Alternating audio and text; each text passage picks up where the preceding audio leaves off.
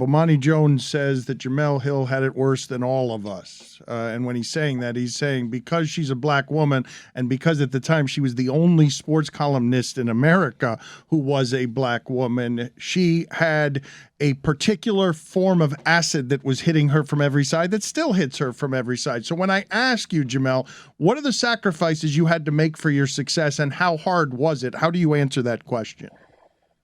Well, maybe I'm stuck on the trigger word of sacrifice, and I guess there was a mental sacrifice that came with it. But because I was so in love with journalism and pursuing this passion, I guess I never really saw it as giving up something. I thought I was just gaining something so much greater.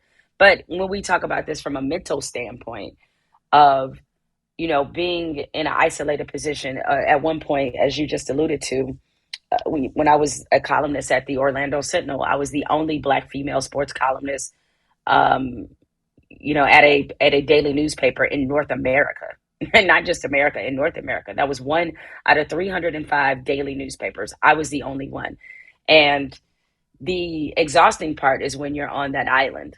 And the exhausting part is whatever job you take, particularly if you, as you rise in this profession, that you can hear what everybody is thinking.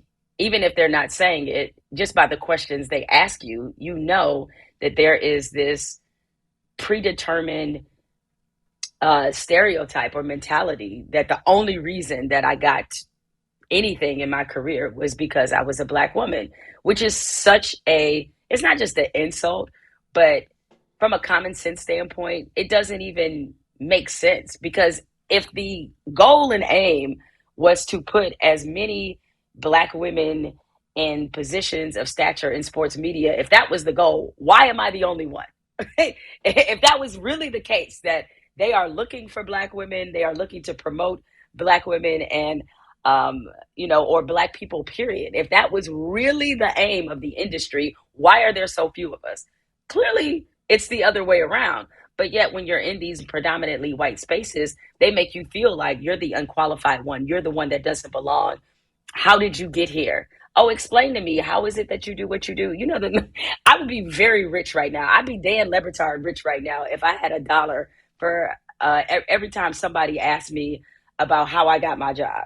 It has literally happened all the time because I know what they're really saying when they ask that. They cannot imagine how a Black woman ever wound up in this position. And they're trying to put two and two together because in their mind, that's making 16. So um, dealing with that constant burden of having to prove yourself, having to be 100 times better, or as most Black people have been taught, having to be twice as good to get half as much.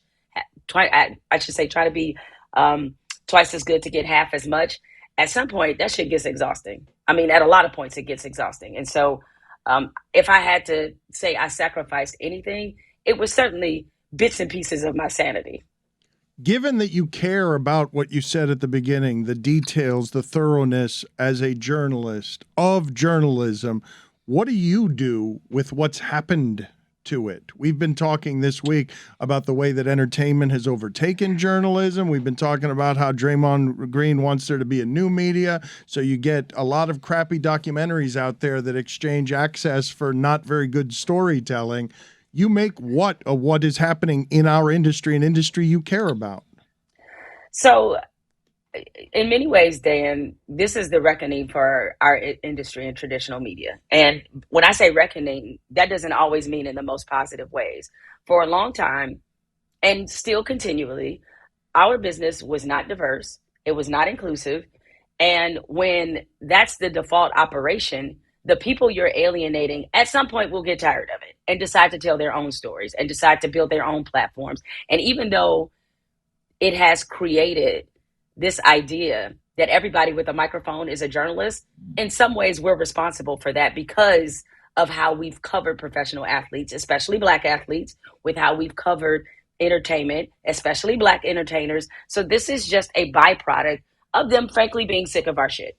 And I know there's been a lot of conversation, especially this week, where you have Kanye West being platformed on all these different all these different outlets, and most recently, on Drink Champs. And while the core of this job, as you know, is holding people in positions of power or influence accountable, uh, I understand why these outlets have sprung up. You know, why Draymond Green is talking about new media, not understanding that the core function of journalism is to challenge everything.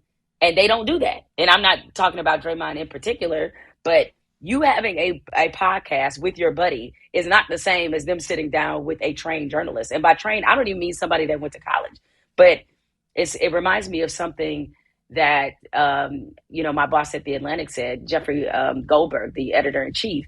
He said, you know, you're a real journalist if you can sit down and write an entire profile of your best friend and it's not glowing, and you bringing up all the things that might make that person uncomfortable and you still asking them about it. That to me is journalism. Journalism is not sitting down with somebody and telling them how great they are and just being a stenographer and allowing them to repeat things that go unchecked and unchallenged. So there is a way that things, I think, at least the way I was brought up, the way that journalism is to be, the function of what it is. But at the same time, with the lack of, inclusiveness in our business has been the reason why so many athletes and so many entertainers have decided to create their own platforms. What did you think of what happened with Noriega and Kanye West? What are your thoughts in general about God? I mean, it's a broad question, but what is happening with Kanye? So I know Noriega a little bit. He's a nice guy, appears to be a good guy for sure. He started this platform so that, and he said them himself, so I'm not saying anything that he has not said this publicly. The whole reason he started Drink Champs was not for it to be anything political. It was supposed to be fun and lighthearted. It was his opportunity to the artists he admires and is friends with to be able to sit down with them share some stories, some memories, and them get what he felt like their flowers, they being able to be on a platform where they will be celebrated. That was the entire point and thesis of Drink Champs. So one question that, occurred to me as I'm seeing all of this unfold is that people have to understand there's a reason Kanye West decided to say yes to that platform. He said yes because he knew the interview would come out exactly the way it came out. He knew he was in a friendly environment. He was among a peer, and that there was only going to be so much pushback that he was going to get. And he got exactly what he came for. So when Nori says he was in control of that interview, he doesn't realize he wasn't in control the moment Kanye said yes to him. That's when he lost control. So, I understand that Kanye West has become a very easy way to create headlines and to get clicks. But one thing I personally don't do, there's a difference between having people on your platform that disagree with you or that you may have a different worldview. I think that's totally fine. There's a big difference and a big leap between that and having somebody where you feel like you platforming stupid. At this point, if you put Kanye on your show, you deserve all the brushback that you get because you're platforming stupid and you're platforming misinformation and you're platforming bigotry.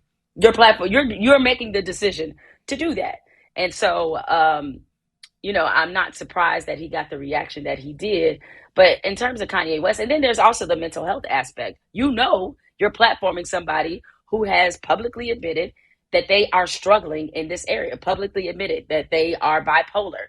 And you're in many ways, there's taking advantage of this person's mental state. And that's not to say that means that he should not be held accountable, because I know plenty of people who suffer from some of the same issues as Kanye West, and their symptoms are not telling a family that their son wasn't murdered the way the courts proved that they were murdered.